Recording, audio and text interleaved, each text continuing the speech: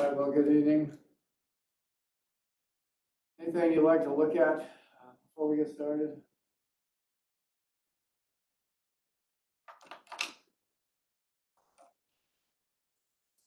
Well, today I think we have a lot of kind of fun stuff to look at.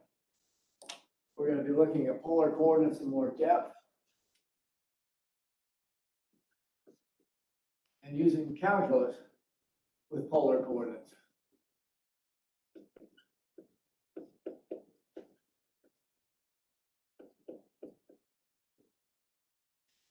All right, so we'll say this. Recall we had last time that polar coordinates are like radar coordinates, except the angle goes counterclockwise positive. So if you take any point in the plane, you can identify it uniquely with an ordered pair r theta instead of xy. Xy would be gotten by dropping perpendicular to the axis. R theta is gotten by taking the distance from the origin r and the angle in standard position theta to that line segment.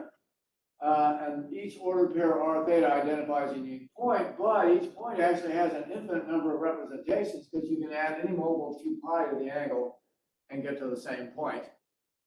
On top of which, there's a second presentation. We also, just for generality of application, allow the same points to be gotten by swinging all the way around to the opposite direction and then taking r to be negative this distance. So this would be the angle theta, and then this distance would be minus r, actually. So in this case, you put r squared, well, in either case, you have these conversion equations. R squared equals x squared plus y squared always, because r in this case is the, right, by dropping the perpendicular here and writing x and y, it's the root sum squared x squared plus y squared. And here, r is minus the square root x squared plus y squared, right? The negative of the distance from the origin of the point is. And when you square either one of those, you get this. In either case, the tangent theta is y over x out of trigonometry. And so these are the conversion equations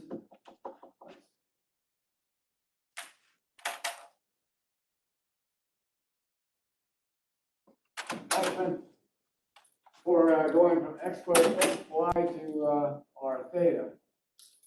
So we call that equations 1, and then we can see equations 2 went back the other way. We can let x equal r cosine theta and y equal r sine theta, which we can also get out of the diagram. It's easier to see in the first quadrant, but you remember,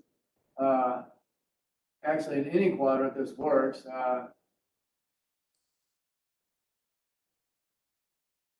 Gives you the coordinates. All right, and so we were saying we can convert some equations this way. So as I said, convert to polar coordinates. So the idea was that if you were given coordinates, rectangular coordinates, you could immediately use these two. You have to put theta in the correct quadrant. And in the same quadrant, if r is positive, and the opposite quadrant if r is negative. So theta in same quadrant as the original point, the terminal ray of theta pointing into that quadrant. If r is chosen to be positive, opposite quadrant of the point if r is less than 0, and then if r equals 0, then you just have the origin, which we call the pole in polar coordinates. So, all right, so in this prescription, you have to take this into account. This makes going from rectangular to polar a little more difficult, but if you're given rectangular polar equations, coordinates, then you just use these two equations to convert it. You plug them in and figure the right quadrant. If you're given polar coordinates, r and theta, then you use these two equations to convert them. However, if you have an equation for a figure that you want to convert to polar coordinates or rectangular coordinates, then you just use both of those. So convert to polar coordinates, this time using either or both equation.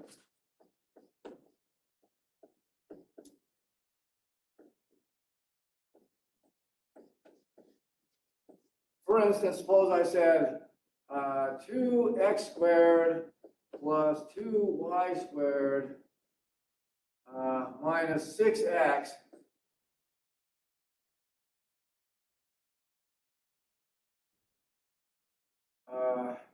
equals 0.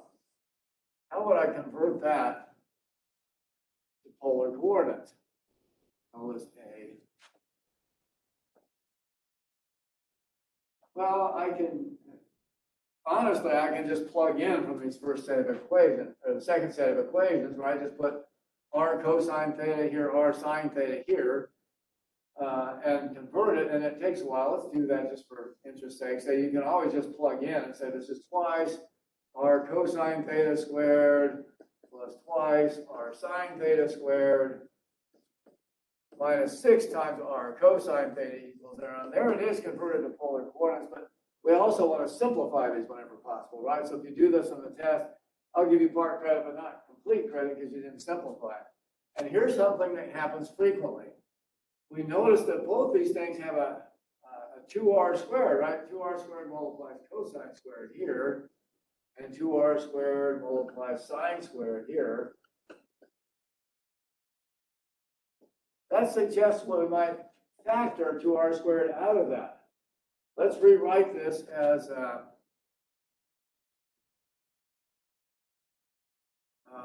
2r squared times cosine squared plus sine squared minus 6r cosine theta equals 0. And now I notice cosine squared plus sine squared equals 0, so this drops out. That's equal to 1. Right? Well, if I have now 2r squared minus 6r equals 0, how do I solve that? The temptation is just to divide through by r, but I should suggest that instead what you do is factor it.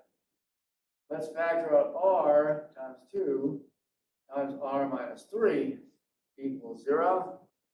And what we have is actually a system of two equations, right? For this product to be 0, either r equals 0, that is 2r equals 0, which is equivalent to r equals 0, or r equals 3 to make that equal to 0. And now we see what this is, right?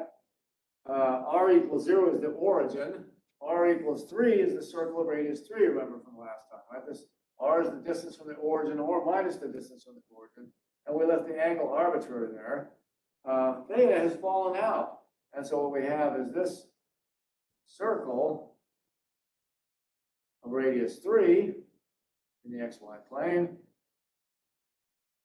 combined with the origin.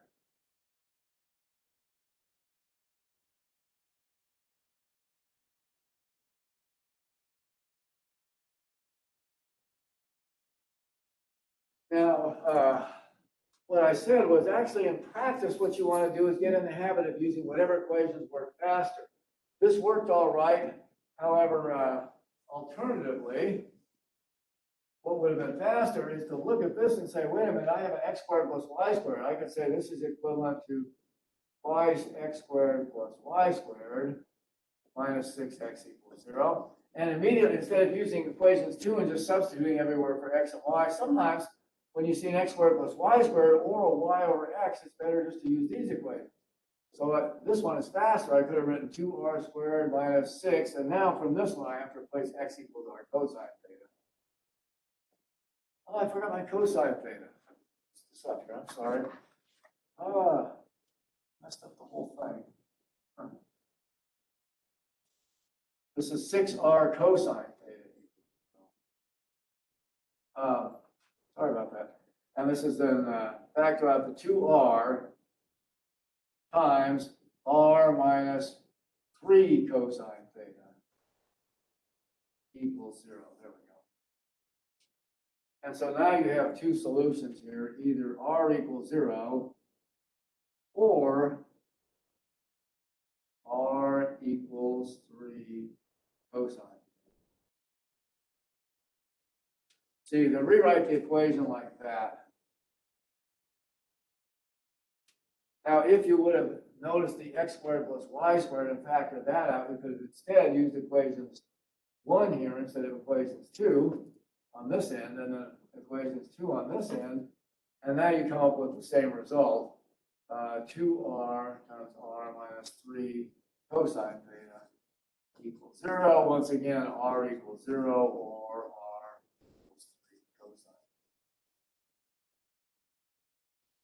So converting equations, you can do the same thing, just plug in everywhere, but often it's faster to use both sets.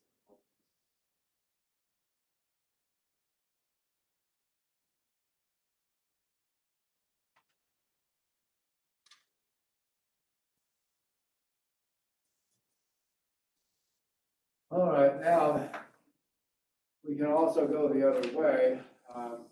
Let's do one more of these, though, or a couple more of these. One thing we said last time is that r equals a number. A non-zero number comes out to be a circle. R equals minus 3. What about this? Oops, I'm sorry. This is my next. X plus y equals 4. How about that one? There's a straight line, right? Ax plus by equals c is automatically a straight line. Lines are not too bad in polar coordinates. You can just substitute from the second set of equations there and say this is equivalently r cosine theta plus r sine theta equals 4. And then what you get is here's the general form of a line, ax plus by equals c. You can put a times r cosine theta plus b times r sine theta equals c. And all lines come out to be similar form for this.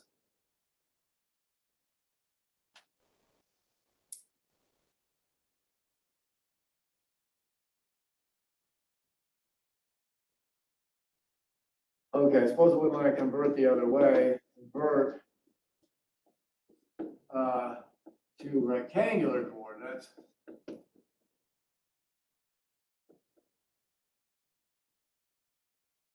And suppose I had r squared minus 2r sine theta equals 0. What can I do with that? Again, if I use both equations, sometimes that comes out easier. If I use equation 1, then I can convert r squared to x squared plus y squared. And if I use equations 2, I convert r sine theta to x. So this is minus 2x equals 0. There's an equation in rectangular coordinates. And one comment on this, and it also applies to the previous example, some of these, actually you can sketch them afterwards. If we make the following note, you could rewrite this as x squared minus 2x, grouping the x terms, plus y squared equals 0. And when you see something like this, you can complete the square.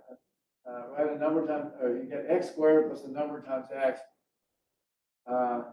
You ask, what would make this a square?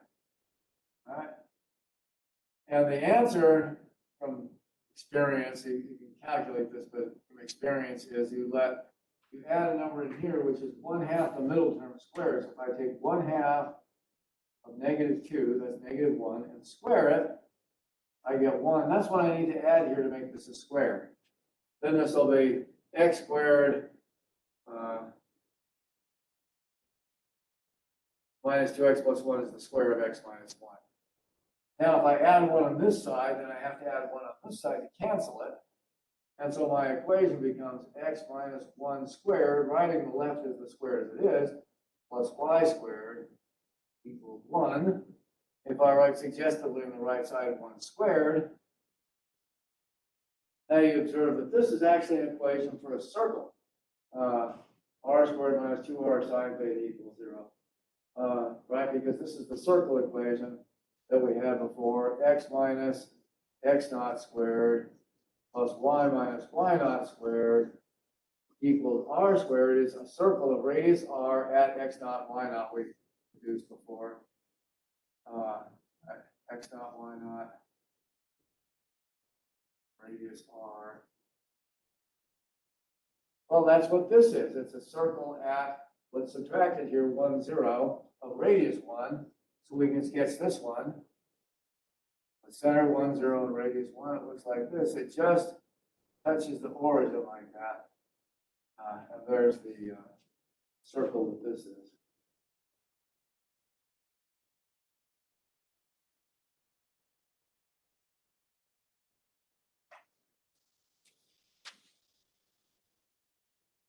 Well, suppose I asked you to convert this one to rectangular coordinates. Circles are a very important concept. This is also a very important concept. Y minus 2x equals 0. How about that one if I convert that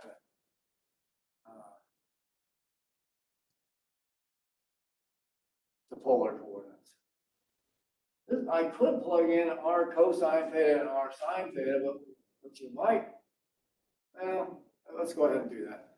Let's say that this is r sine theta minus 2r cosine theta equals 0. And now you can factor out the r.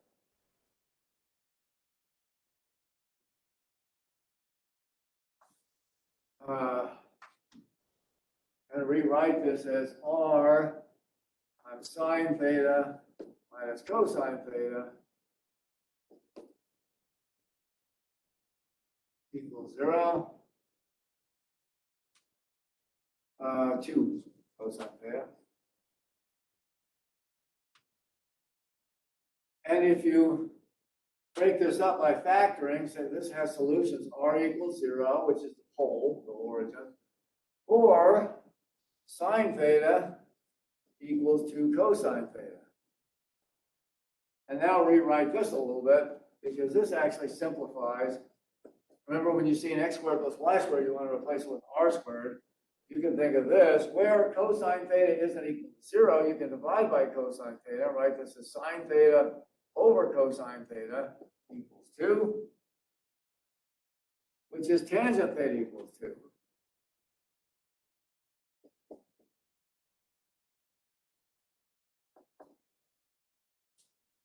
Now we have thrown out the possibility that cosine theta is equal to 0, which means you don't have an angle that's 90 degrees or 270 degrees.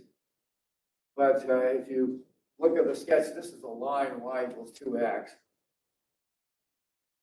The only points on that line that are at 0 to 270 degrees is this pole here, the origin, and that's already a solution here. So we haven't lost anything by assuming that cosine theta isn't 0. Now tangent theta equals 2. We could put now as r equals 0, or theta is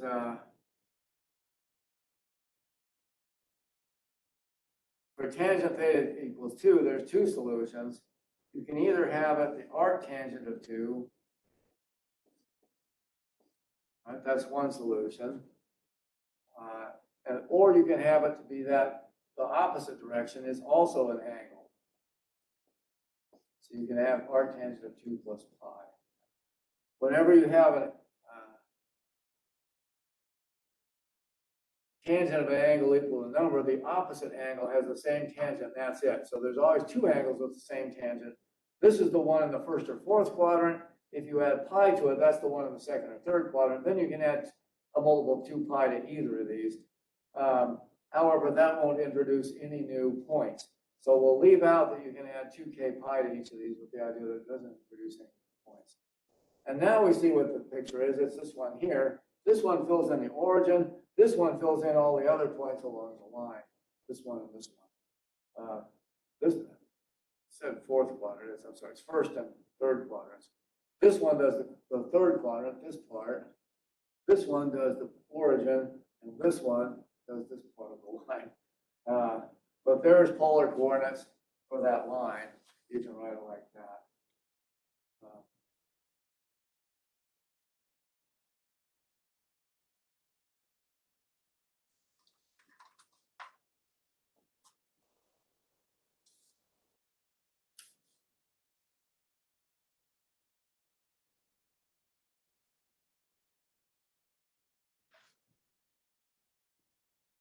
Now there's some special figures in polar coordinates.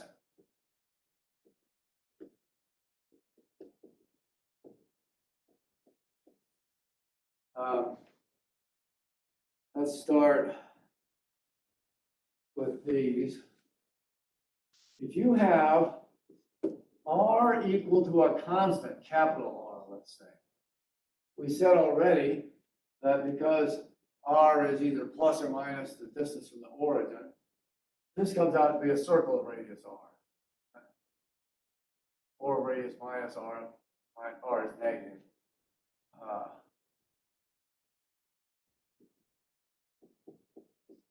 So these are both the circle of radius r, where r is some positive number.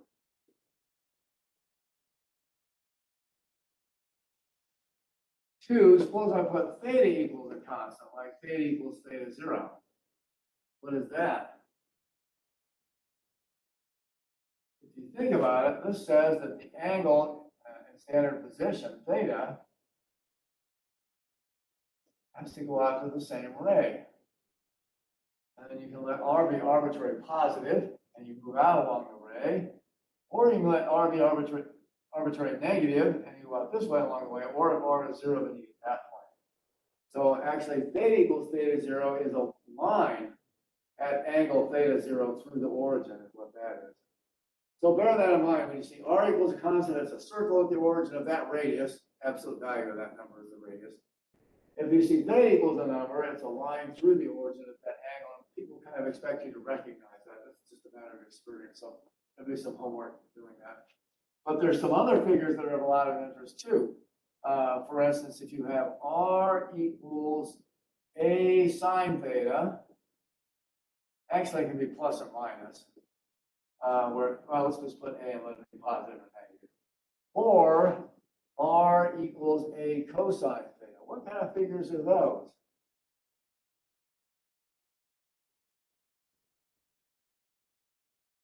Amazingly, maybe I should have used a up here because they're using a. I just remembered down here in the book, and I'd like to use the same letters. You can leave it r. There's nothing wrong with that. I'll put a just to try and be consistent. So let's say radius a instead of radius r.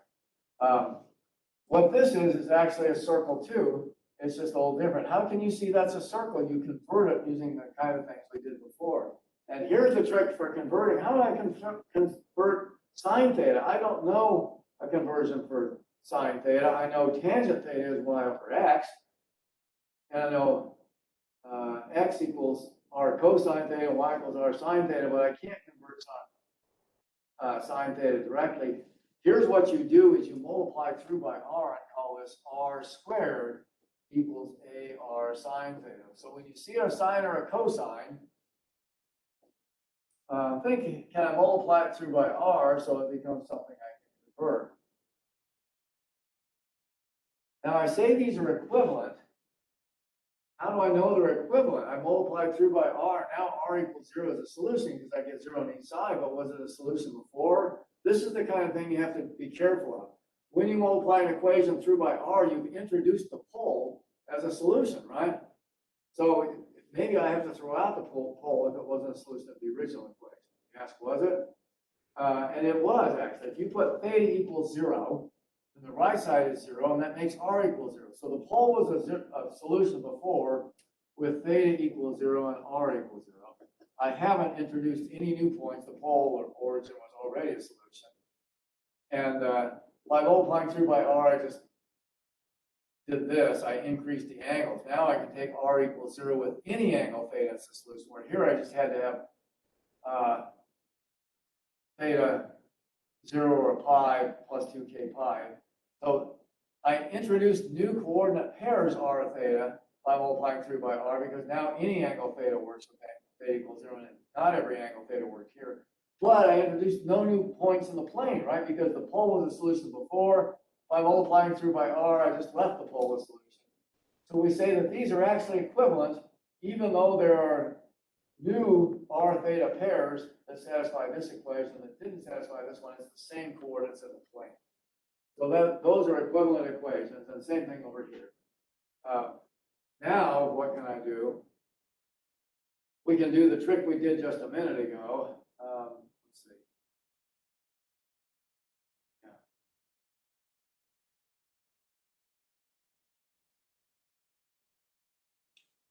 we can rewrite r squared as x squared plus y squared,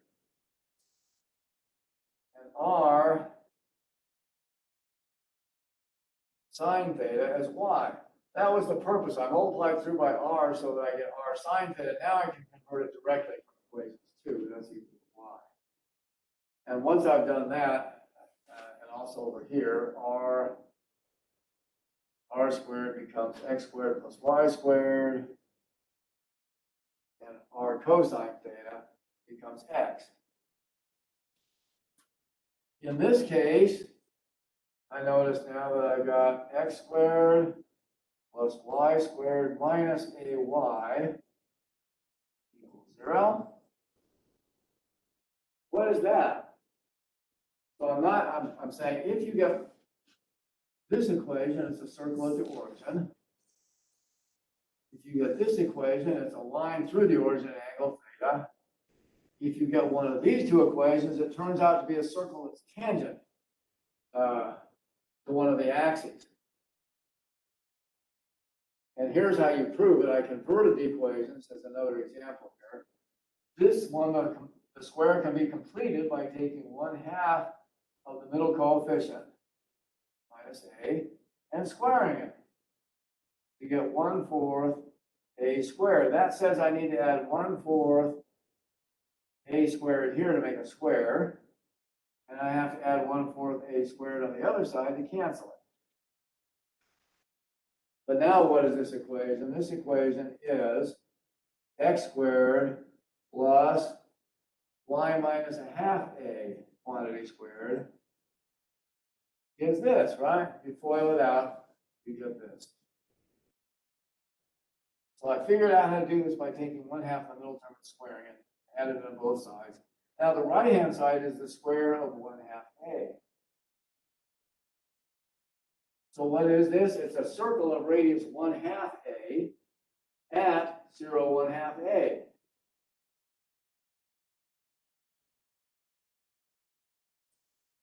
So I go out to 0, 1/2 a, draw a circle of radius 1/2 a, and it's like that example we did before. It's just that was radius 1. This is arbitrary radius a, 1/2 a.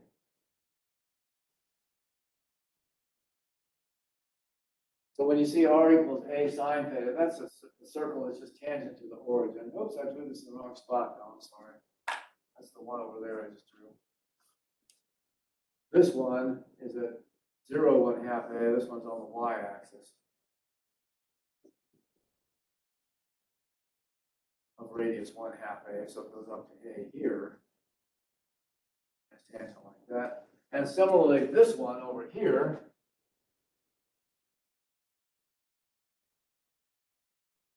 if you subtract over to rewrite this as x squared minus ax plus y squared equals 0, just by subtracting this one over. Completing the square in here by adding 1/4 a squared, balancing the equation by adding 1/4 a squared over here. This is a perfect square. You rewrite it as x minus 1/2 a squared plus y squared equals, on the right-hand side is 1/2 a quantity squared. And we observe we have a circle at 1/2 a 0 of radius 1/2 a. And this one looks like this. It's got its center on the x-axis at 1/2 a. And y equals 0. And it just comes down and touches the origin because that's also its radius. But when you see these equations, these are circles that are tangent to the origin. Now also you can put a negative. You put a negative, then the circle moves to the opposite side. It's over here or down here. You can kind of see that if you just think about it a second. So this is with a equals 0 for the drawing, but a can be negative, and then it's down here. All right, so there's 3 important figures. Circles at the origin, lines through the origin, circles tangent to the origin with center along either axis. And then there's some more. There's kind of an important figure in theory of microphones and acoustics called limicons. These are probably people's favorite example for something that you've not already seen when you do polar coordinates. These look like r equals a plus or minus b. Let's put plus b and let b be negative. Cosine theta, or r equals a plus b sine theta. So these are called limicons.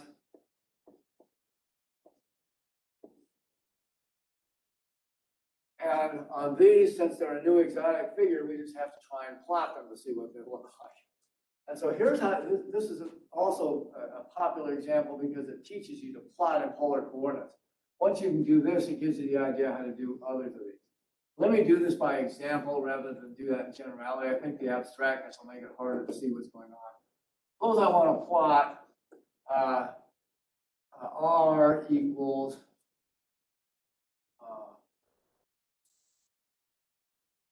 2 plus 2 cosine theta. What does this look like? Well, you can just try plotting it. In polar coordinates, the popular thing to do is write r as a function of theta. That's where the applications usually come up. You can certainly write theta as a function of r, but it doesn't tend to occur in applications. So it's r equals some function r of theta. And if that's the case, then what you can do is pick a bunch of angles theta, plug in, and get r. And so I'm going to plug in theta equals 0, and what do I get for r? 2 plus 2 cosine 0 is 4, right? Then I'll plug in theta equals some other angle that I know. Like I might plug in pi over 4. If I plug in pi over 4, then cosine theta is square root 2 over 2. And, 2 plus 2 cosine pi over 4. And this is square root 2 over 2. And so you get 2 plus square root 2. These 2's canceling. And if I put in a steeper angle, let's say I put in pi over 2, then cosine is 0, and I just get 2. Right? And I can keep going. And this is how people like to plot polar coordinates in general. They'll start at theta equals some nice angle like 0, and they'll go out 4 units. So you're thinking turn to the angle and go out the distance. 1, 2, 3, 4. There it is. There's r equals 0. If I write their polar coordinates, r equals 4, excuse me, theta equals 0. Now I turn to the angle pi over 4, and I go out 2 plus square root 2 distance. That's a little less than 4, right? Maybe there. And that's the point. R equals 2 plus square root 2, theta equals pi over 4. So plot the point when theta is pi equals pi over 2, I turn to pi over 2 and go out 2 units, 1, 2. And there's r equals 2, theta equals pi over 2. And the idea is that actually this is a continuous curve, right? This is a continuous function, and so r can't suddenly jump. If you plot it with the calculator, you get a whole bunch of points going through here in a nice way. 2 pi.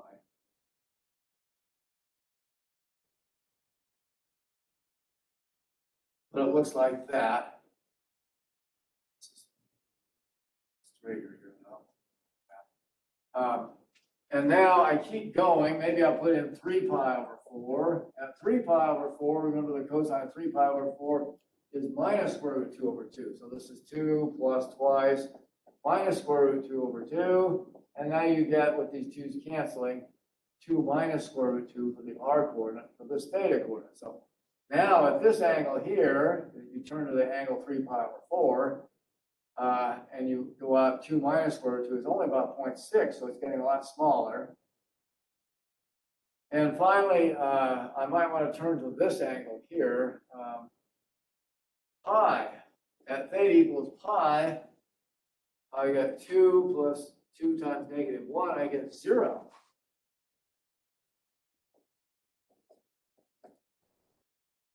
And so at this angle, when I turn to this angle all the way around here, I get the pole itself. And now if you fill in these points, what you'll find is you get this. Going through this point like that. But it's not quite like that. Not like that. And now the rest of it is not so bad, right? Because cosine is an even function, right? Since cosine is an even function, I can take advantage of that and put just minus these angles. I can put minus pi over 4, minus pi over 2, minus 3 pi over 4. And what am I going to get for r? The same thing, right? Cosine of minus an angle is equal to cosine of a plus angle. So I get the same numbers, 2 plus square root 2, 2, and 2 minus square root 2. And then at minus pi, I'll get 0 again, if you like. And what you're doing then is saying, if I take minus the angles, I just get the same r. It must be exactly the same shape. It's symmetric over the x-axis. It looks something like that. And it's kind of a heart shape, if you will, called a cardioid. Cardioid is a special case of a limit sign when a equals b. That's how it's defined. So it's also known as a cardioid when a equals b.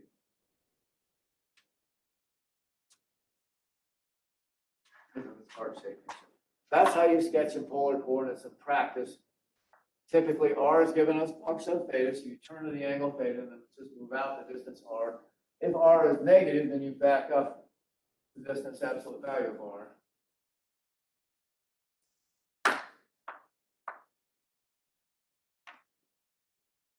Now, more generally, let me do one more here, and then you'll start to see what's happening on these. Suppose I change this a little bit, and I instead plot. I'm going to change it from cosine to sine, and I'm going to change this first one to a 1. R equals 1 minus 2 sine theta. This is also a limit sign, right? It's an a plus b sine theta. It's this one. And what happens this time? Once again, I can make a table, r versus theta. Pick some easy angles theta that I know exactly, like 0. 1 minus 2 sine 0. Is 1 minus 0 is 1. When I put in pi over 4, I get 1 minus 2 sine pi over 4, but sine pi over 4 is square root of 2 over 2, so I get 1 minus square root of 2.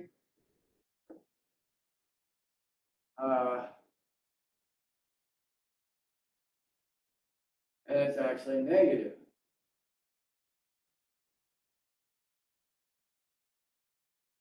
Well, that suggests I might put something in between, so with a little space here.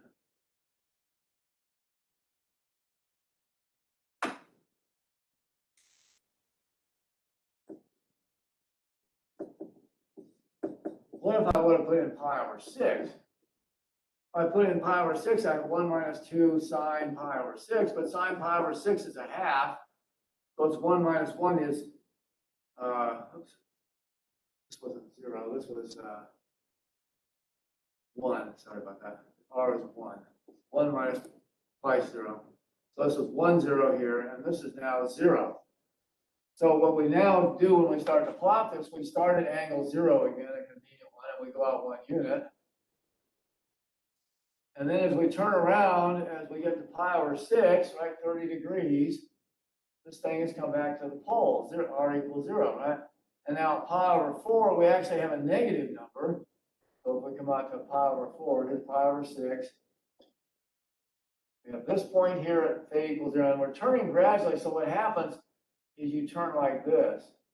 And when it passes through the pole, the book points this out in detail. I'll just say, when this passes through the pole, if the derivative of r with respect to theta isn't 0, then it actually passes through at the angle theta that you're at. So if r is equal to 0 and theta equals pi over 6, then it passes through tangent to the line at pi over 6. So it looks like that. And now if we keep going to an angle pi over 4 here, we get 1 minus roughly 1.4, so we get about minus 0.4. We're now over, we back up, we point in the direction pi over 4 and go backwards 0.4, like that. And if we take this a little more, maybe we take this out to pi over 2.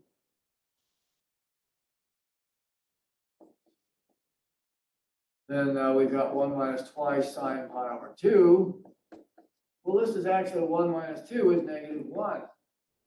So we get out to negative 1 when the angle is straight up.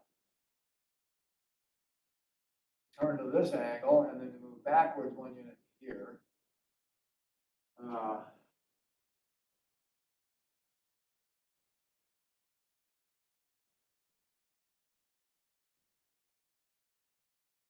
Okay, and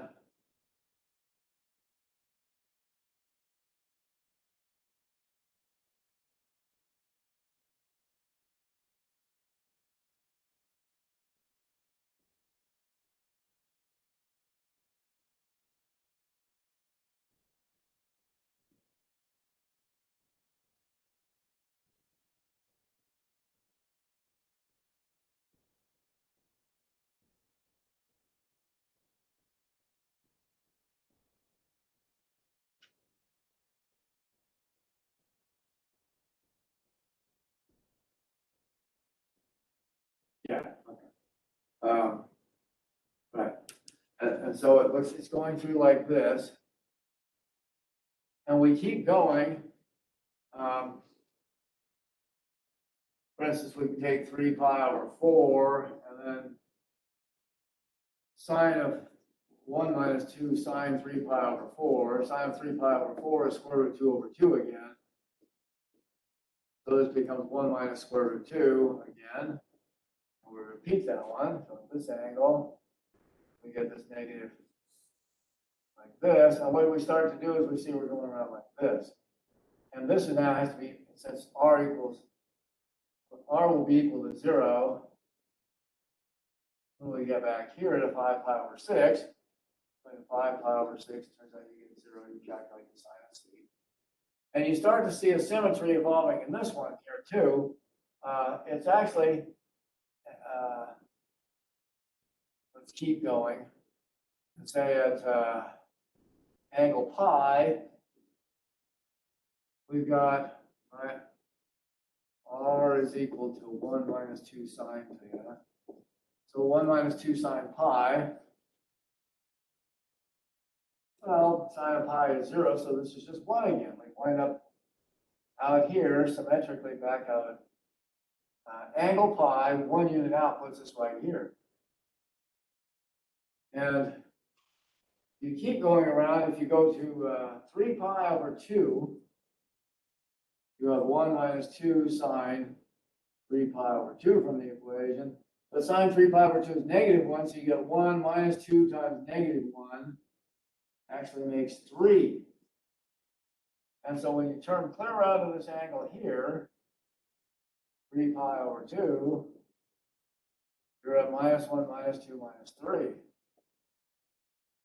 in the meantime, it has to make a continuous figure. It winds up looking like that. There is the limit on r equals 1 minus 2 sine theta.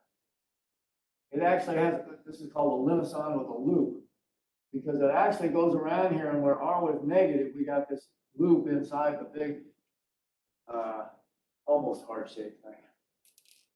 But you can figure these angles by figuring out where r is equal to 0, because when it passes through 0, it has to pass through at that angle.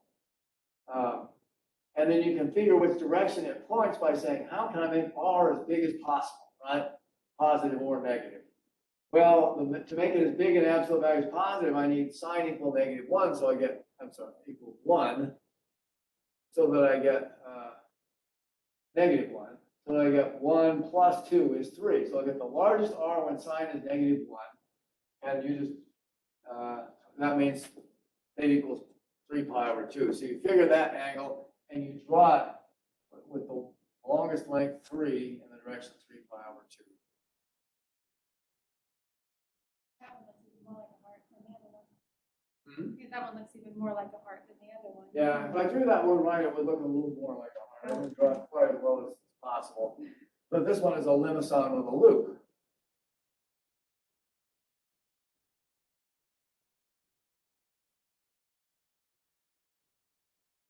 So there are other limisons you can do, and you can start to imagine now what happens. Here, I had A plus B cosine theta, and B was just big enough to cancel out A when cosine was -1, right? So I could just cancel it out, and you could just come back and get R equals 0 at one point, and you get a cardioid. But if A is less than B, then you can actually get negative R, which means you're going to get this limison of the loop, and the loop is where R is negative. Now, if you make A bigger than B, then the second term can never cancel out the first one, and you can get a limison with a dimple in it. And so the book categorizes these other cases to say this. More generally, let's just say generally. Here's what you get.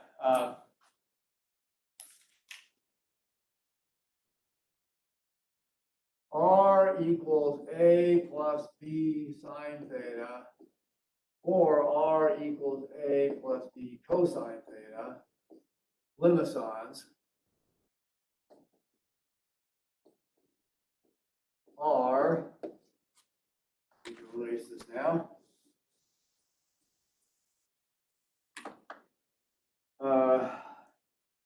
If A over B is less than 1,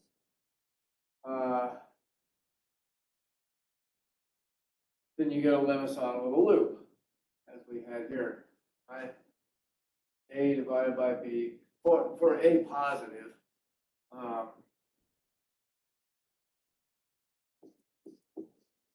A and B positive, you get this. And then if they're negative, it just orients them a different direction.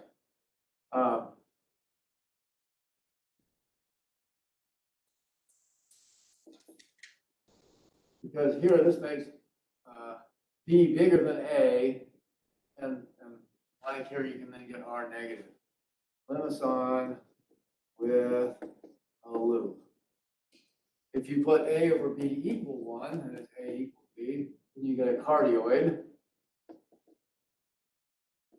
These are the two cases we did so far. And the direction it points depends on whether you use sine or cosine, and then if you pick some of these negative, they can switch direction too. So limison of the loop is, as we drew it, it can go the other direction if you use cosine instead of sine, but there's a limison with a loop. A cardioid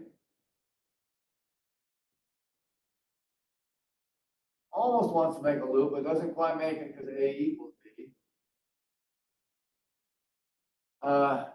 You can get a dimple limison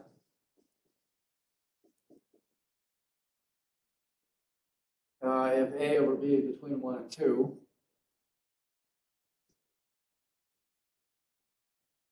That's the one that it almost wants to be a cardioid, but it doesn't quite make it back. B is small. It can look like that. And then if A over B is greater than or equal to 2, then you get a convex limison. In other words, you don't have this dimple.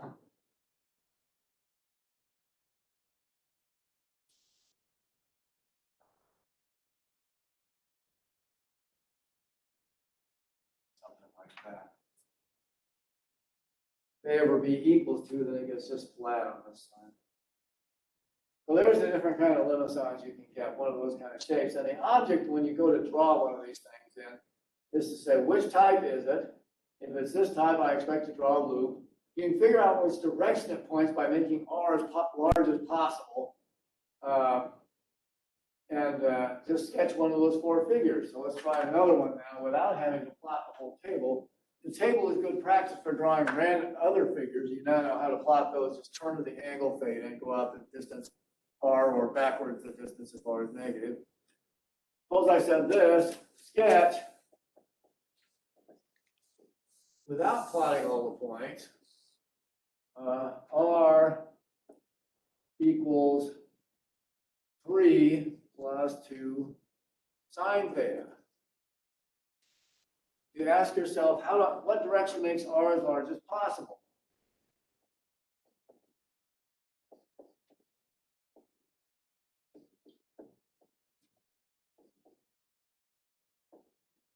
Technically, the largest in absolute value. If both of these negative, then it points the opposite direction. What direction? Well, that's when sine theta equals 1, right? We need sine theta equals 1. Then R will be equal to 3 plus 2 is 5. Right? When is sine theta equal 1? It's when theta equals pi over 2. So I do this, I draw, and then also because A is bigger than B, I say this is just going to be I should say A over B is between 1 and 2. It's a dimpled limicon. And so I'll draw it with the long direction up here, going up to 5. And I'll draw it around like this with a little dimple. Without plotting all those points, I can figure pretty well what it looks like. Sometimes maybe people want to know how small the dimple is. I can find this point how? By making R as small as possible, or by looking and say, oh, the angle is just 3 pi over 2, right? So either by saying I'm making it as small as possible, I'm making sine negative 1, or I just look at the picture and say, oh, it's that direction, so it must be theta equals 3 pi over 2. At theta equals 3 pi over 2,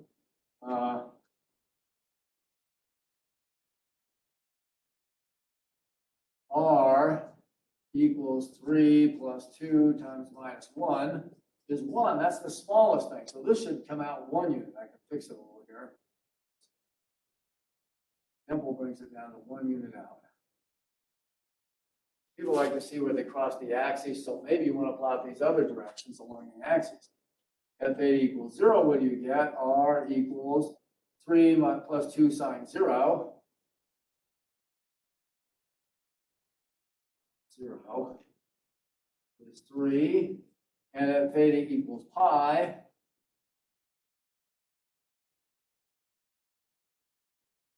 I notice that R is 3 plus 2 sine pi, but sine pi is also 0. So you also get 3. So you can find these intersection points on the axes by just taking these quadrantal angles, as they call them. 0, pi over 2, pi, 3 pi over 2. And now I've got a pretty good drawing, don't I? It crosses at minus 1, 3, minus 3, and 5. And it does a pretty nice job on that. So there's drawing limicons.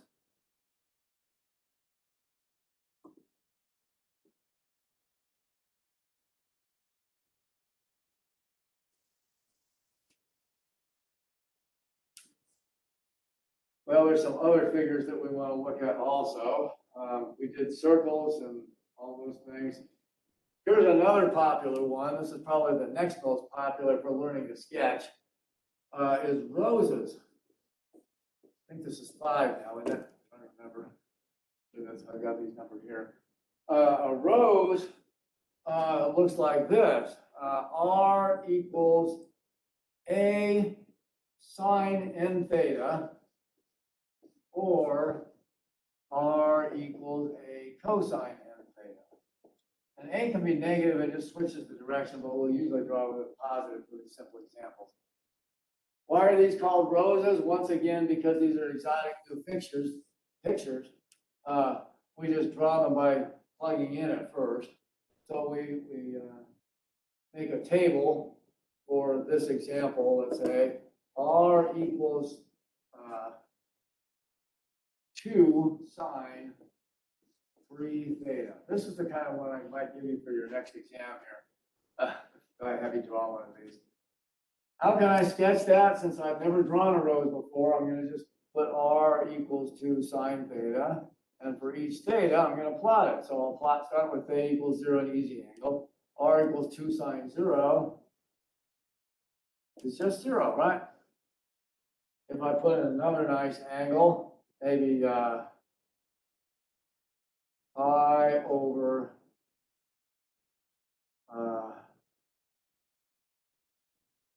12. I put in pi over 12 because then 3 times pi over 12 is pi over 4, right?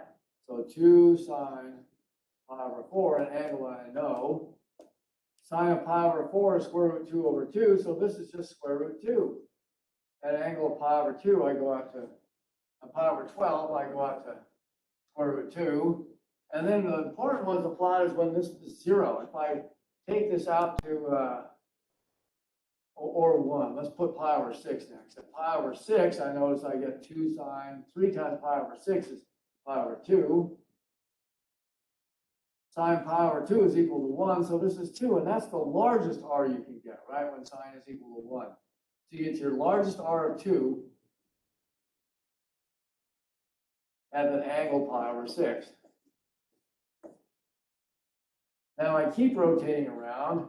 Maybe I put 3 pi over 12, which would be pi over 4. Now I get 2 sine 3 pi over 4, right, 2 sine 3 theta. Gives me 2 times minus square root 2 over 2 is minus square root 2. And if I put pi over 3, then I'll get 2 sine pi. I'll be back to 0 radians. Oh boy, it's taking forever, isn't it? It's not so bad as this, actually. We plot these things here. We plot at an angle of pi over 3, which is like 60 degrees. 0. And we remember it has to be going through the origin tangent to that curve. And then we also have 0 when theta is 0, so it has to be tangent to this angle, theta equals 0. It comes out like this, and it finishes like that. Now at an angle of pi over 12, which is 1/4 of the way through here, right, we break this up into 4 equal parts. 1, 2, 3. 1/4 of the way, we go out square root 2 units. So if this is like 1, 2, then we can march out on this one. 1, 2, and 1.4 is about there, square root 2. And then at an angle of pi over 6, I get the largest r of 2. So I can mark out 1, 2, and I get out to there. And then over here, I go square root 2 again. And I notice if I have to do this in a continuous way, that the curve I'm getting must go out through this point, through this one, and back, tangent to this angle, this ray, and tangent to this ray of pi over 3. Now that seems like a lot of work to get just a little. Sometimes we like to put arrowheads to show which way we're traversing the curve. You don't have to do this here, but you can do that if you want. What happens as r increases? We start to run through these same numbers again, except negative. For instance, suppose I put, this is 4 pi over 12, suppose I put 5 pi over 12, then I get 2 sine 3 times that angle. 2 sine 15 pi over 12 is 5 pi over 3, 4, 5 pi over 4. And that sign is minus square root 2 over 2. Multiplying 2 is minus square root 2. So I start getting these same numbers back. So I go a little past this angle to 5 pi over 12. And then I have to go negative r out negative square root 2. Right? And if you keep following these, the next one is going to be at negative 2. Let's see if I take, to make sine equal negative 1, I have to take theta equal, I have to put an angle 3 pi over 2, so this must be pi over 2. Huh? So an angle pi over 2, I get 2 sine 3 pi over 2 is negative 2. That's the smallest r, right? Most negative r.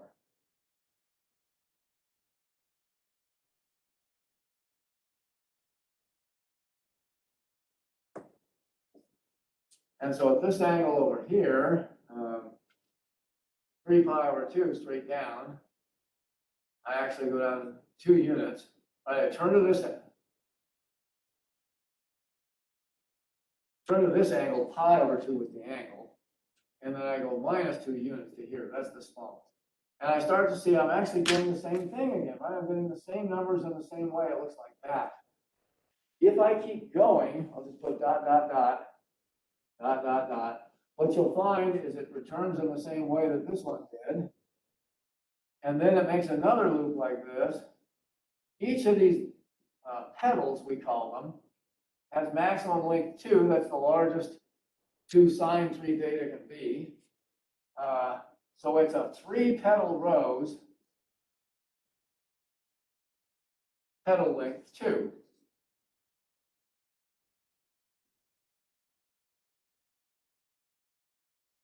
And now you start to see what's happening here. This was of the form A sine 3 theta, and I got 3 petals of length 2. If I put A sine n theta, I notice this is going to be, for n odd actually, n petals, each of length absolute value of A. So more generally, let's put that down then. And then there's one little trick on these roses. And I'll let you try some of these for homework. I'm taking a little longer than I wanted on this, but so more generally, for n odd, you get n petals, each of length, absolute value of A, and you can figure the direction by applying a couple points. You say, what makes R as large as possible? That direction is a petal. What makes R as negative as possible? That makes that direction a petal. And you wind up with n petals, each of length, absolute value of A for n odd. But if n is even, a curious thing happens. We didn't see it here because we had an odd n. It turns out that after you get to pi, the ones with positive R going this direction get, when you go the opposite direction, overwritten with negative R. And so you actually double over all of, I'm sorry, I said this backwards. When n is odd, when you go from 0 to pi, you get this. And then when you continue with the negative values of from pi to 2 pi with theta, you'll find out you get negative R that runs over the same 3 petals, and it winds up with 3 petals. But if n is even, the petals don't run over themselves, and you get 2 n petals, it turns out, each of the same length, absolute value of A. So when n is odd, actually, you only have to let theta go from 0 to pi to sweep this out once. When you go from pi to 2 pi, it sweeps each petal out a second time. You try it at home. If you look at that, I only had to go to pi to get those 3 petals.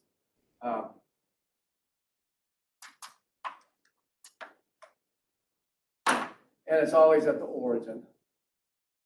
And you can figure the directions just by making R as large as possible.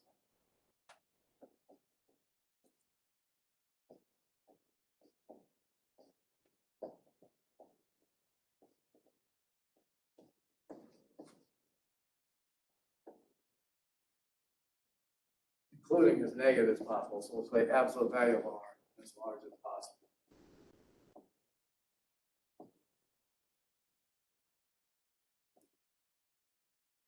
Okay, so there's sketching roses. And these are not tremendously useful figures, by the way. Like I say, the cardioid, for instance, is used in microphone theory and so forth. But mostly this is for practice graphing in polar coordinates more than it is for applications. Because there are lots and lots of curves in polar coordinates that have to be sketched this way. But these have some little uses. The last figure I'm going to put here is spirals. I'm going to leave out some of the spirals. They put, I think, 5 different spirals there in the book. There's only 2 of them that I ever find anywhere in practice.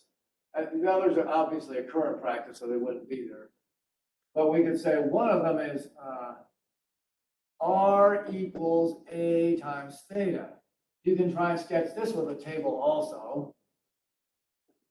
Rather than do that, I'll just point out if R is 0, or if theta is 0, you're pointing in this direction, then R is 0, right? And suppose A is 2, for instance. Let's graph R equals 2 theta. If R is now pi over 4, then I turn the angle pi over 4 and I go out twice that, pi over 2, which, so this might be pi over 4 for r, pi over 2 for r, when theta equals pi over 4. Turn to that angle, go out that distance. Now, if I go to pi over 2, then I get pi over 2. When the angle is pi over 2, r is twice that is this far. And what you start to see is you get something like this.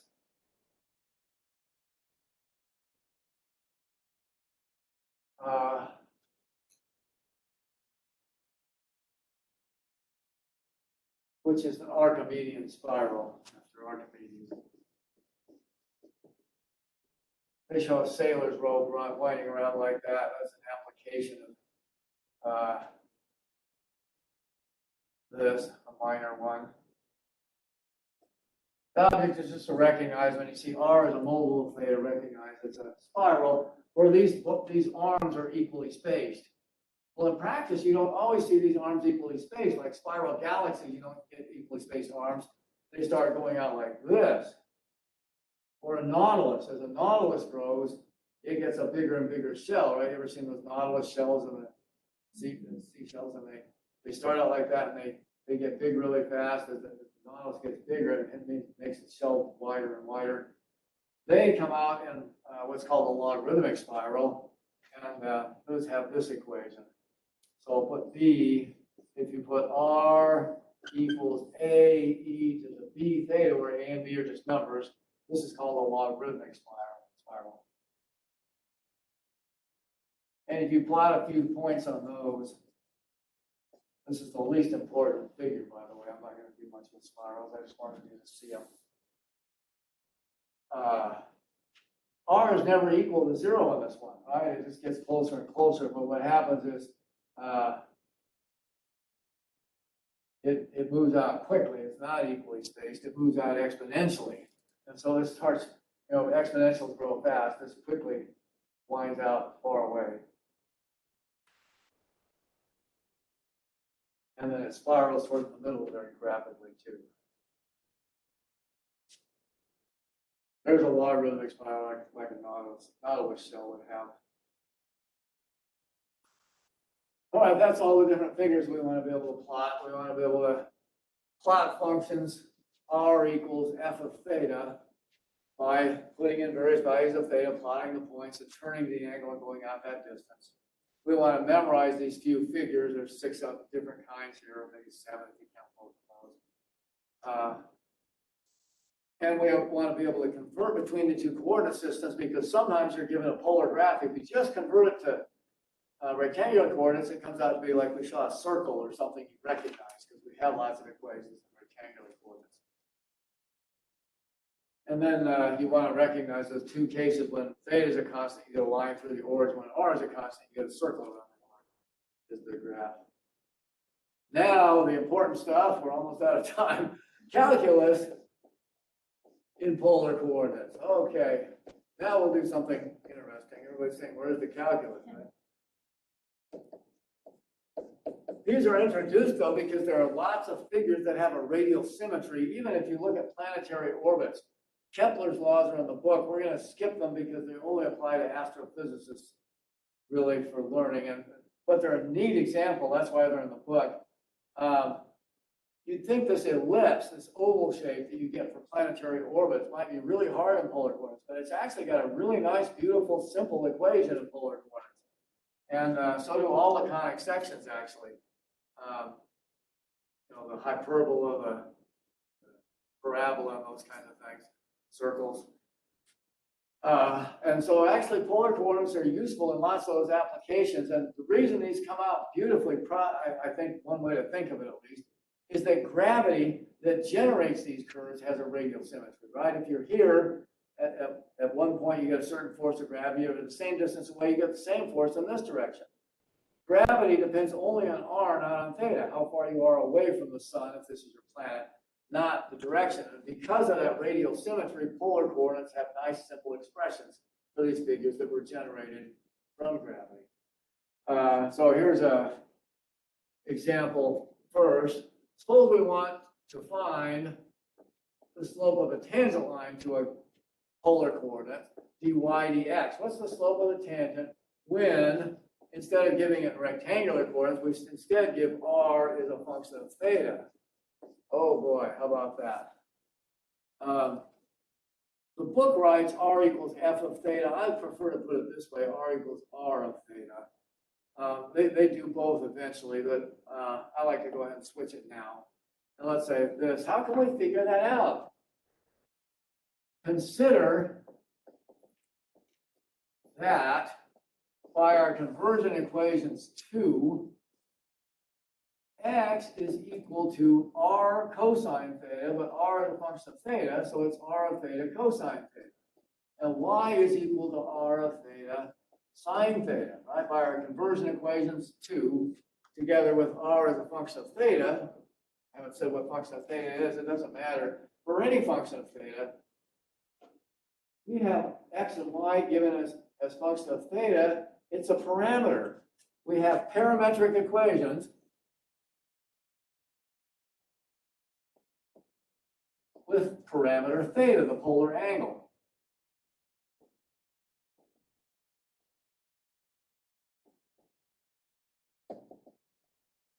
And so we know how to compute dy dx for parametric equations. Dy dx can be written, since x and y are both just functions of theta, through r.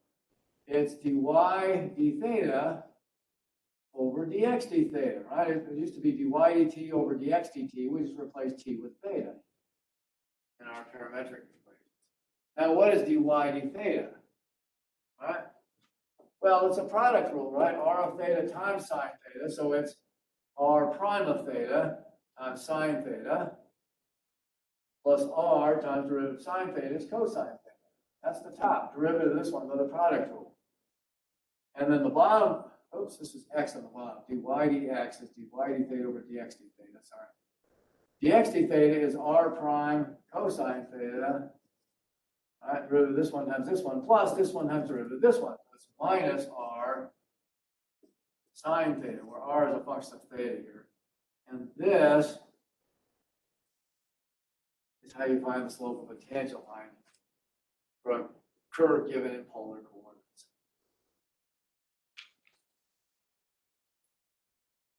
We call that equation 3. Then how about this?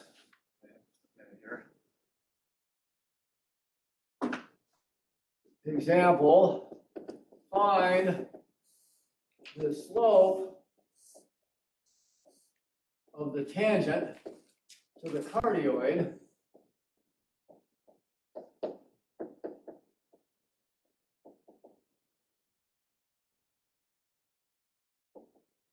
r equals 1 plus cosine theta. We know what that looks like, right?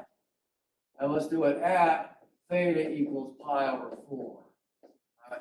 Suppose I want to find the slope of the tangent line at that point. Here's the picture. When is r as big as possible? Right? It's when cosine theta equals 1, right?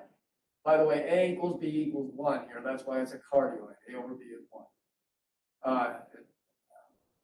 So when you make theta equals 0 to make r as large as possible, and when theta equals 0, r equals 1 plus 1 is 2, is the largest distance, the largest value of r you can get. So you march over 2 units and plot that point at angle theta equals 0, you plot that and you get the point 2, 0. It's either r equals 2, theta equals 0, or it's x equals 2, y equals 2. Either way, it works in this case. But now we know that it comes around like this, and its minimum value is at theta equals pi, gives you r equals 0, that's the smallest. And so it's this cardioid here, and you can figure these distances by plugging in. But it looks something like that. The question is, if I'm at an angle pi over 4, what's the slope of this tangent line, right?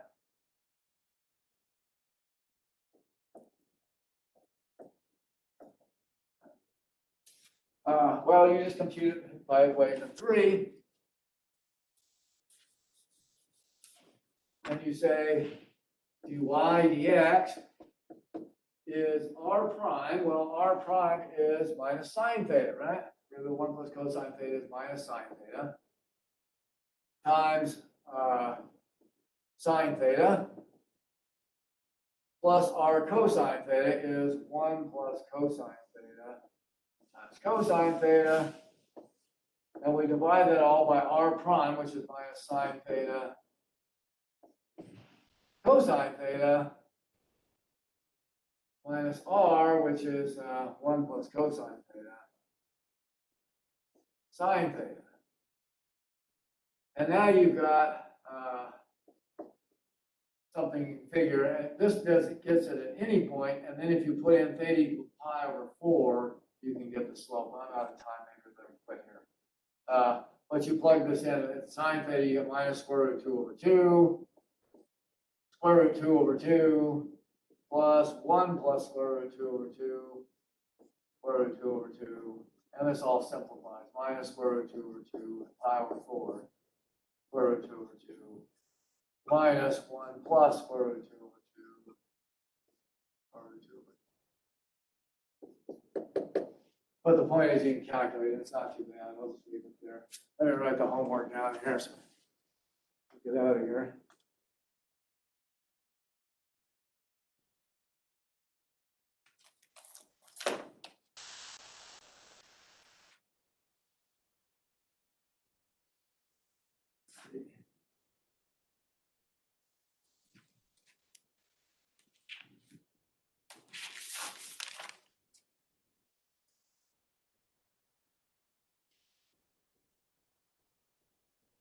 .2 is on polar coordinates. Did I give you this last time? I think, yeah, okay. 1, 3, 6. 9, 11.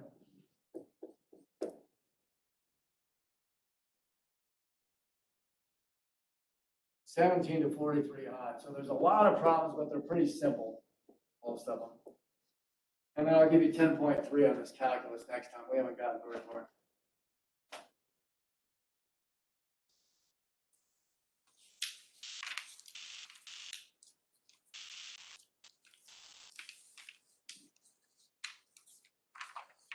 So on this last one, we're